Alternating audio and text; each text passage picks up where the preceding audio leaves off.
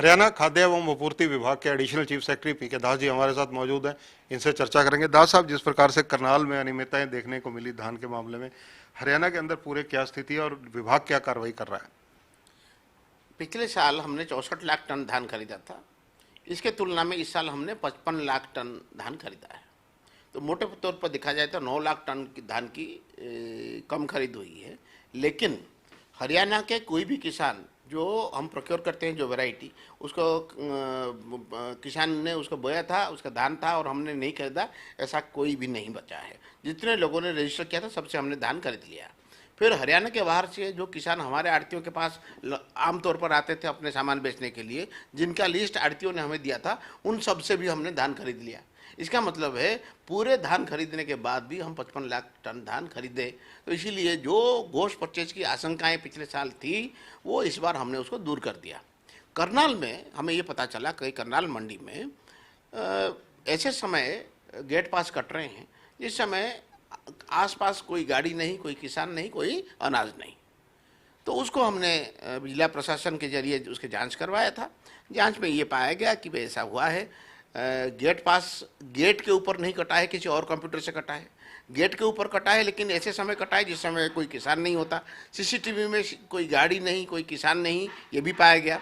इसके हमने police station में पर्चा दर्ज कर दिया। हमने उसमें 4-5 दिन के ही चेक करवाए थे, लेकिन पुलिस के तफ्तीश के दौरान उसके पीछे जाने की भी ज़रूरत है और उसके बारे में हम पुलिस को कह रहे हैं। हम कागज़ देख रहे हैं कि दूसरे ज़िले में कोई ऐसे मंडी है जहां अनयूजुअल तरीके से इस तरीके से गेट पास बना हुआ हो। अगर ऐसा पाया जाएगा तो उसमें पूरी जांच होगी, फिर उनके खिलाफ कार्रवाई की जाएगी। अभी तक सर कितने लोगों के खिलाफ कार्रवाई हुई है वहाँ पर?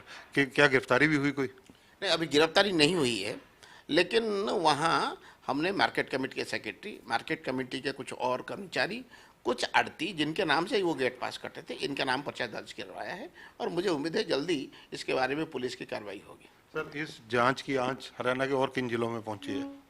अभी तक कहीं और हमने फॉर्मल जांच शुरू नहीं किया है, लेकिन जो बड़े ज़िले हैं जहां ज़्यादातर हमारी धान की खरीद होती है, जैसे कि कुरुक्षेत्र, अंबाला और फतेहाबाद, वहां के रिकॉर्ड हम अभी खंगाल रहे हैं। सर, इसके अलावा राशन कार्ड को लेकर कहीं ना कहीं फर्जीवाड़े की खबरें आ रही हैं, उनमें कितनी सच्चाई है? अभी मुझे एक ज़िले से ये शिकायत आया था कि जो हमारे राशन कार्ड है उसमें बेनिफिशियरी नंबर ऐड कर दिया जाता है, लेकिन वो फैमिली को पता नहीं होता। ऐसा मुझे यमुनानगर ज़िले से शिकायत मिला और मैंने तुरंत उसके ऊपर कार्रवाई के लिए आदेश दे दिया।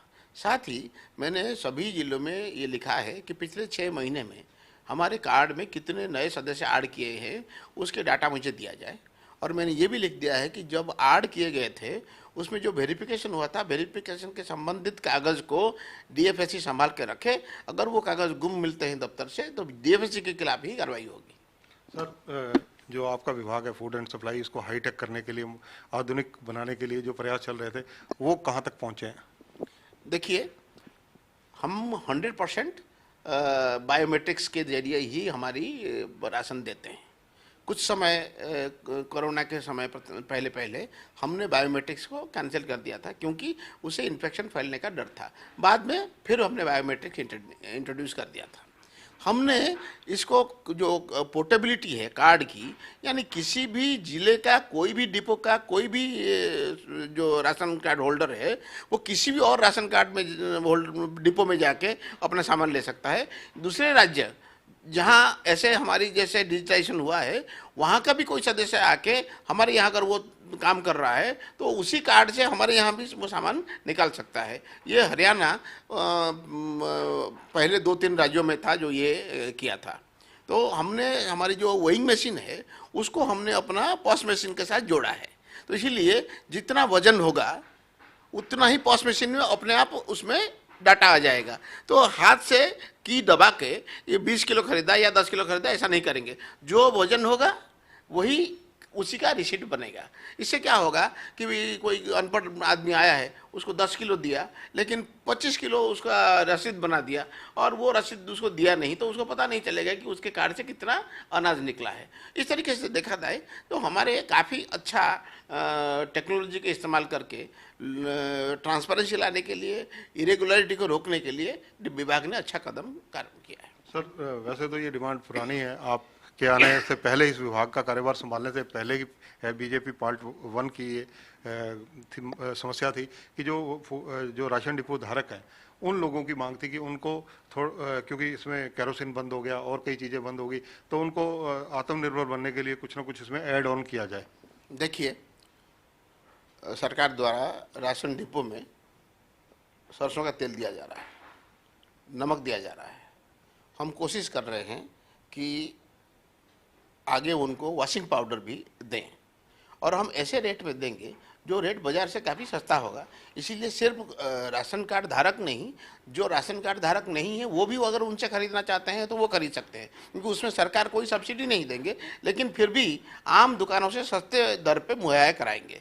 तो इसीलिए हम कोशिश कर रहे हैं कि जो आम एक डिपो होल्डर है उसका जो कमीशन के जरिए जो पैसा उसको बनता है वो ऐसा हो जाए कि वो काम करके वो संतुष्ट रहे।